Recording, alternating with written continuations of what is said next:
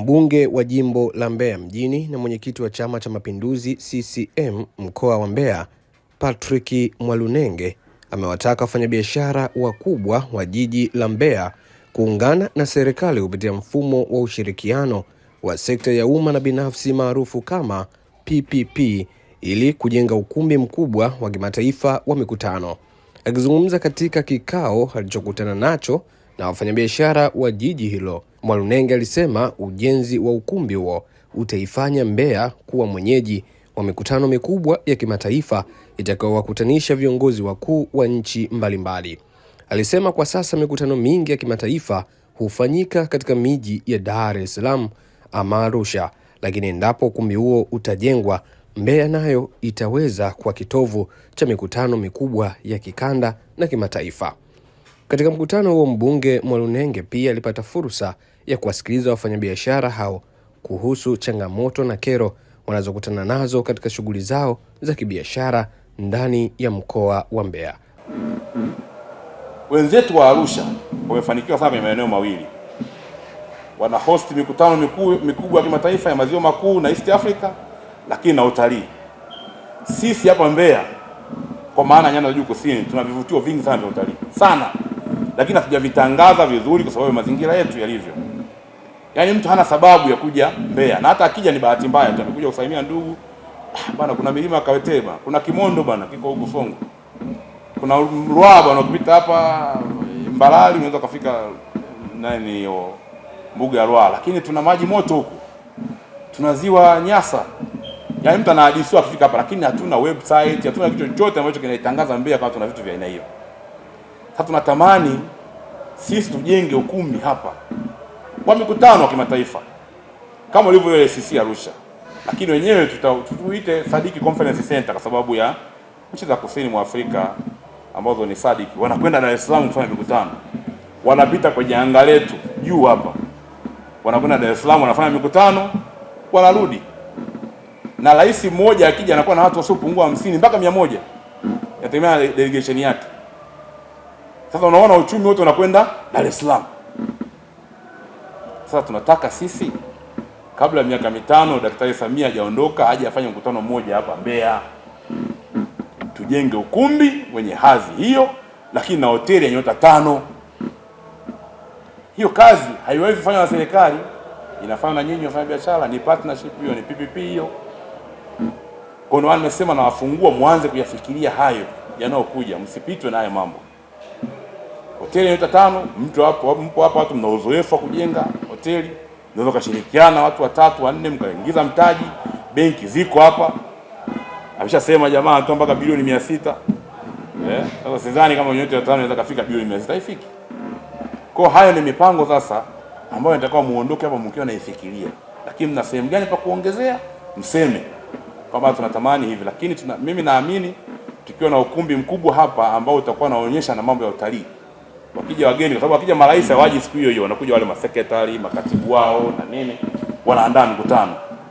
Wale wanatangulia wiki moja kabla, tunaonyesha vivutio vilivyopo, tunakuwa na museum gallery za kwetu, tunaonyesha mambo yetu tulionayo Mbeya.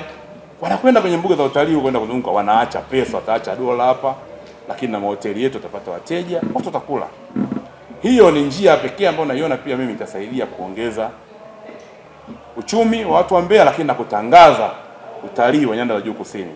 Na ninatamani Mbeya iwe ndio center ya utalii kwa nyanda za juu kusini. Yaani kwa sababu airport tunayo. Tukizubaa ndugu zangu, watu wa Katavi watatupita, watu wa Songwe watatupita. Hii swala bandari kavu tayari Songwe imeshaanza. Au umeshalipa fidia.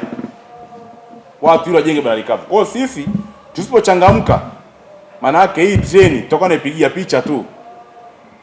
Tunaona treni ile inapita, mizigo yote inaenda kufikishwa Songwe. Kwa mfanya biashara wa Kongo atakuwa anashuka hapo airport Songwe, afa anachukua gari anakwenda kule Songwe, anaclear mzigo wake, unaondoka kwa gari, anakuja hapa anapanda ndege anaondoka. Hatutaiona hata shilingi.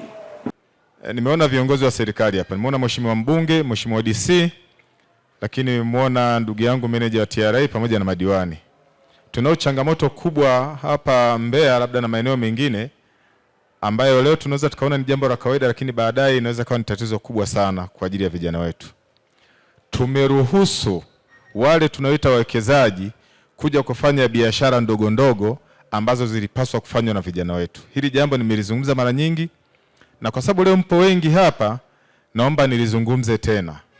Tumeruhusu watu wanaoita wawekezaji hasa kutoka China kuja kuingia kwenye biashara ndogo ndogo ambazo zinafanywa na vijana wetu.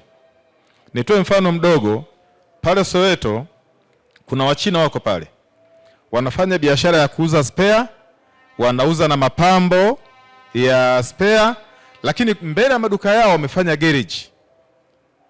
Hizo kazi zilikuwa zinafanywa na vijana wetu pale.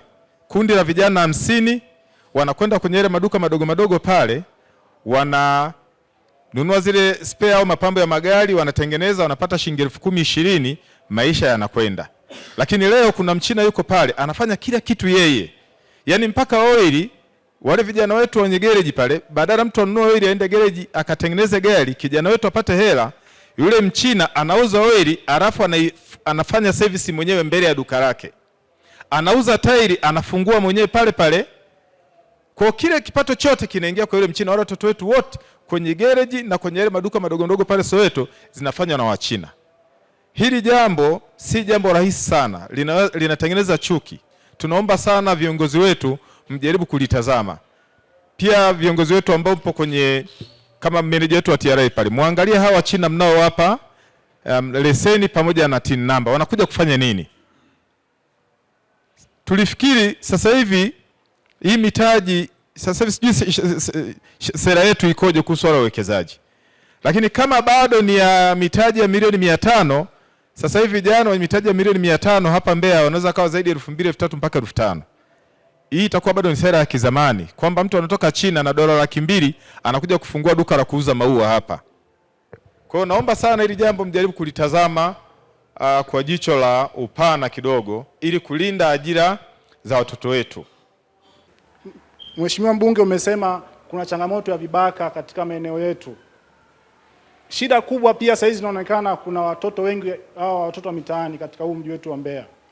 Kungekuwa na utaratibu, kwa sababu hao watoto ndo baadaye wanakuja kwa watu wazima, baadaye wanakuja kuwa ndo vibaka sasa. Kwa hiyo tungekuwa na utaratibu hao watoto, kuona namna bora ya kuwatengenezea mazingira. Changamoto kwenye sekta yetu ya afya, tumekuwa na changamoto nyingi za michango hizi contribution zimekuwa nyingi, na serikali ingeona namna ya kuzimeji. Unakuta wamepita NEMKI, wamepita OSHA, wamepita watu wa fire, wamepita hiyo michango. Kwa mfano wamepita mtu wa afya, wizara imekagua, imethibitisha hiyo hospitali au vituo vya afya vimekizi. Wanapita tena NEMKI, kitu ambacho ni kama tunaingiliana. Hizi idara au sekta hizi zingekuwa zimeweza kuwa merged. Na kuliko ndio mlioyaainisha tumeyapokea kwa mikono miwili, mimi na Mheshimiwa Mbunge na mwenyekiti wetu wa Chama cha Mapinduzi wa mkoa, tutayafanyia kazi.